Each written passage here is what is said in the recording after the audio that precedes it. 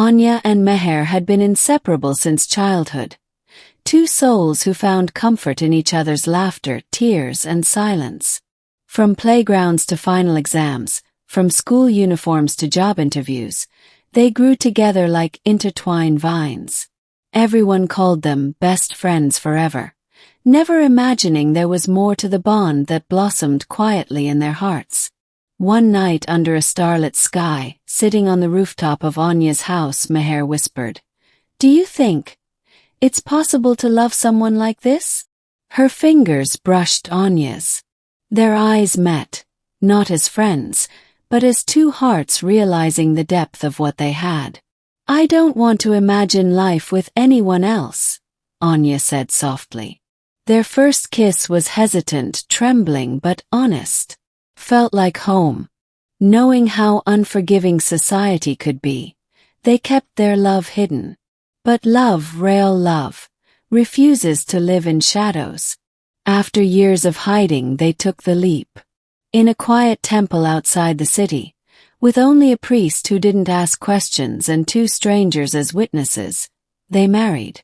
Rings were exchanged, tears were shed, and promises were made. "No matter what happens," Anya said, gripping Meher's hands tightly, "we'll walk through it together." When the news spread, through a photo Meher's cousin accidentally saw on her phone, the world turned cold. Anya's parents disowned her. Meher's mother fainted upon hearing the truth.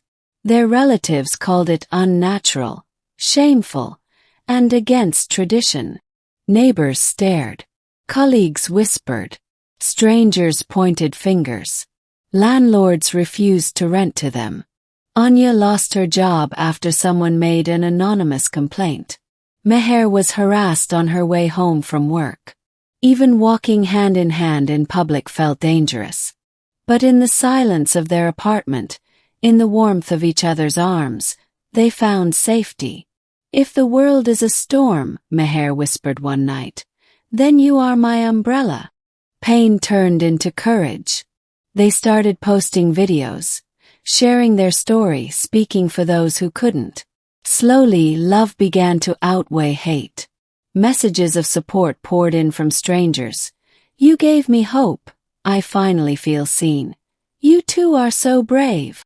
They found a new community, chosen family, and eventually, even some acceptance from their blood relatives. Starting with Meher's younger brother who apologized in tears. Years passed. Anya opened an art studio. Meher started a podcast on queer love and healing. They adopted a dog named Noor. Their scars didn't disappear, but they wore them with pride. One evening, as the sun dipped into the horizon, they stood on the same rooftop where their journey began. "Would you marry me again?" Meher asked, holding out a new ring. Anya laughed, eyes misty. "Every single day, for the rest of my life." And they kissed, boldly, unapologetically, above a city that once tried to break them but never could. They finally found a small one-bedroom apartment on the edge of the city. It was nothing fancy, peeling walls, creaky floors, but it was theirs. Anya painted murals on the walls, turning every inch into a reflection of their shared dreams. Meher filled the kitchen with her clumsy experiments that somehow always tasted like comfort. At night, they curled up on a mattress on the floor, whispering stories about the future. A garden, a dog, maybe even a child. In that tiny space, their love bloomed louder than the voices trying to silence it. But happiness, they learned, was fragile. One morning they woke to find graffiti on their door. "You don't belong here." Anya trembled with anger. Meher cried. But neither backed down. They painted over the hatred with a quote Meher loved. "Love is not a crime. Hate is." They stood hand in hand as neighbors stared. It wasn't defiance. It was survival. As months passed, the pressure wore them down. Meher began withdrawing.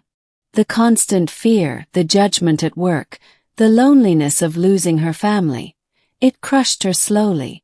She stopped laughing at Anya's silly jokes. Her smile faded. One night, she broke down in Anya's arms. "I'm tired of being strong," she whispered. "I just want to be normal." Anya held her tighter. "We are normal, baby. They're the ones who are blind." But inside, Anya felt the cracks too. She missed her mother's warm chai, her father's voice. She missed home. And for a moment she wondered, was love worth all this pain? They stopped talking for days. The silence between them was heavier than any insult the world could throw.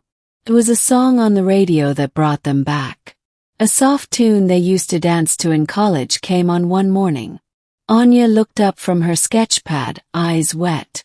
Meher was in the kitchen, frozen mid-step. Without a word, Anya stood and held out her hand. Meher hesitated, then stepped forward. They danced in the middle of their kitchen, barefoot, broken but still in love. "I'm sorry," Meher whispered. "I'm with you," Anya said. "Always." They knew the world wouldn't change overnight. But they could heal together. One afternoon a letter arrived. It was from Anya's mother. "I don't understand everything you're doing," it read. "But I see how much you love her. Miss you. I want to understand. Come home." Tears spilled down Anya's face. Meher looked at her. "Go see her. I'll be here." But Anya shook her head. "We go together. Or not at all." They visited her parents that weekend. It was awkward, silent. But her mother hugged her tightly, and her father, though stiff, didn't turn away. Change had begun. A year later, they stood in a community hall decorated with soft lights and rainbow flags. Their second wedding wasn't secret. It was loud, full of love, and attended by people who stood with them. Friends cheered. Anya's mother cried as she gave her daughter away. Meher's younger brother made a speech that had everyone in tears. "We lost a lot," Anya said in her vows. "But we gained a love that refused to break. And we'll keep choosing each other," Meher added, "even when the world doesn't." They kissed as the crowd applauded. It wasn't just a wedding, it was a revolution. Years later, they sat on a talk show couch, telling their story to the world. They had written a book together, started a foundation to help LGBTQ+ youth. Their love had become a beacon. "Do you still face hate?" the host asked. "Sometimes," Meher said. "But now we know how to hold each other through it." Anya squeezed her hand. "And we've learned, no matter how heavy the storm, love is always stronger." If you enjoy the story, please like, subscribe, and share.